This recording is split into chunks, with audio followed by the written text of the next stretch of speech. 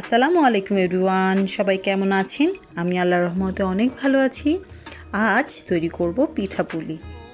ছোটোবেলায় মাকে দেখতাম প্রায় 2-3 দিন পরপরই পিঠা তৈরি করতো। তো আমরা এখন আর তেমন সময় করে উঠতে পারি না যে পিঠা তৈরি করে বাচ্চাদেরকে খাওয়াবো, ফ্যামিলির সবাইকে খাওয়াবো। তো আজকে আমি রেসিপি করার উদ্দেশ্যে এই পিঠাটা তৈরি করলাম। তো চলুন কিভাবে বানিয়েছি দেখে নিই।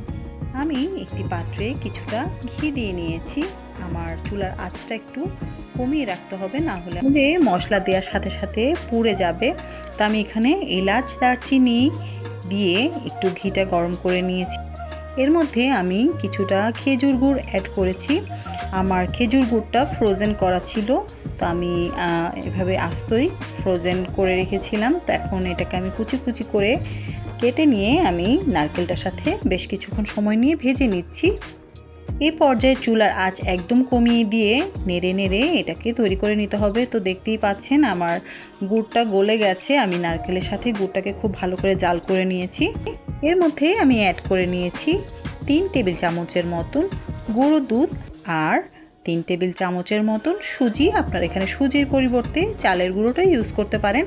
আমি সুজিটা কিছুটা ভেজে নিয়েছিলাম। এখন আমি এই গুড়ের সাথে দুধ এবং সুজি খুব ভালো করে মিক্স করে এটাকে একটু ঘন করে নিচ্ছি। তো যখন দেখবেন আপনার নারকেলগুলো কড়াই ছেড়ে দিচ্ছে, তখন বুঝতে হবে আপনার পুরটা তৈরি হয়ে গেছে।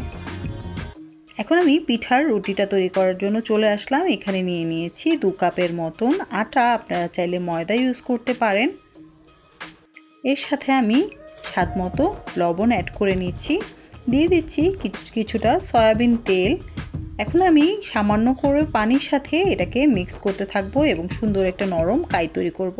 খুব বেশি নরম করা যাবে না। আমরা রুটির জন্য যেরকম কাই করে থাকি ঠিক সেই রকম করে আমি রুটির কাই তৈরি করে নিয়েছি। আপনারা চাইলে চালের গুঁড়ো দিয়েও এই কাইটা তৈরি করতে পারেন। আমি খুব ভালো করে অল্প অল্প পানি অ্যাড করে করে রুটির কাইটা তৈরি করে নিচ্ছি। আপনারা দেখতেই পাচ্ছেন আমার রুটির কাইটা কতটা সফট হয়েছে। এই কাইটাকে আমি 10 মিনিট রেস্টে রেখেছি। 10 মিনিট রেস্টে রাখার পর আমি এখানে কিছু রুটি তৈরি করে নিচ্ছি পাতলা করে। খুব পাতলা করে এই রুটিটা তৈরি করতে হবে। আপনি একটা রুটি দিয়ে 3টা পিঠা তৈরি করতে পারবেন। তো আমি রুটিটাকে ভালো করে বেলে নিয়ে এখানে পুর দিয়ে দিয়ে এভাবে পিঠার আকারে তৈরি করে নিচ্ছি। এটার জন্য পিঠা কাটার পাওয়া যায়, তবে আপনারা চাইলে এভাবে ছুরি দিয়েও কেটে নিতে পারেন বা পিৎজা কাটার দিয়েও আপনারা এই পিঠাটা কেটে নিতে পারেন। পিঠাটি কেটে নেওয়ার পর আপনারা চাইলে সাইডের কর্নারটাকে বটে বটে আপনারা ডিজাইন করে দিতে পারেন। তো আমি এভাবে কাঁটা চামচ দিয়ে লক করে দিলাম যেন আমার পুরটা বের হয়ে না যায়। তো সবগুলো পিঠা আমি তৈরি করে নিচ্ছি এভাবে। সবগুলো পিঠা আমি তৈরি করে নিলাম। এখন আমি পিঠাগুলো ভাজার জন্য চলে যাব।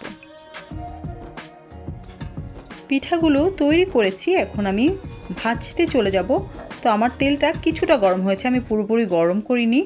তো তেলটা একটু হালকা গরম হয়ে যাওয়ার পরই আমি পিঠাগুলো একে একে তেলে ছেড়ে দিচ্ছি এবং একটু সময় নিয়ে আমি মচমচে করে পিঠাগুলোকে ভেজে নিচ্ছি। ছোটোবেলায় প্রায়শই দেখা যেত আমার এই পিঠাটা খাওয়া হতো।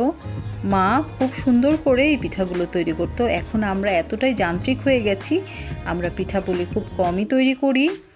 ফাস্ট ফুড ও রেডিমেড খাবারগুলো আসাতে আমাদের লাইফ অনেক সহজ হয়ে গেছে, তবে মায়ের হাতের সেই পিঠার স্বাদ এখনও আমাদের মুখে লেগে আছে। আজ একটু ট্রাই করলাম এই পিঠাটা তৈরি করে আমার বাচ্চাদেরকে, আমার হাজব্যান্ডকে খাওয়ানোর জন্য। তো এই রেসিপিটা আপনাদের কাছে কেমন লাগলো আশা করছি জানাবেন। তো আমি সবগুলো পিঠা একে একে লালচে করে ভেজে নিচ্ছি। আপনারা চাইলে এই পিঠাটি বানিয়ে ফ্রোজেন করেও ফ্রিজে রেখে দিতে পারেন। যখন কোনো গেস্ট বা আপনাদের খেতে ইচ্ছা করবে তখন শুধু জাস্ট এভাবে তেলে ভেজে দিলে বাচ্চাদেরকে আপনি সার্ভ করতে পারেন। চাইলে পুরটা বানিয়েও আপনি ডিপে সংরক্ষণ করতে পারেন। তো আমার আজকের রেসিপিটা খুবই সহজ ছিল এবং অনেকেই পারেন, তারপরেও আপনাদের সাথে আমি পিঠার রেসিপিটা শেয়ার করলাম। তো আমার ভিডিওটি আজকে আপনাদের কাছে কেমন লাগলো আশা করছি জানাবেন। সবাই অনেক বেশি ভালো থাকবেন, সুস্থ থাকবেন, আমার জন্য দোয়া করবেন, আমার চ্যানেলের পাশে থাকবেন, আমার পেজের পাশে থাকবেন, আমাকে অনেক অনেক সাপোর্ট করবেন। আল্লাহ হাফেজ।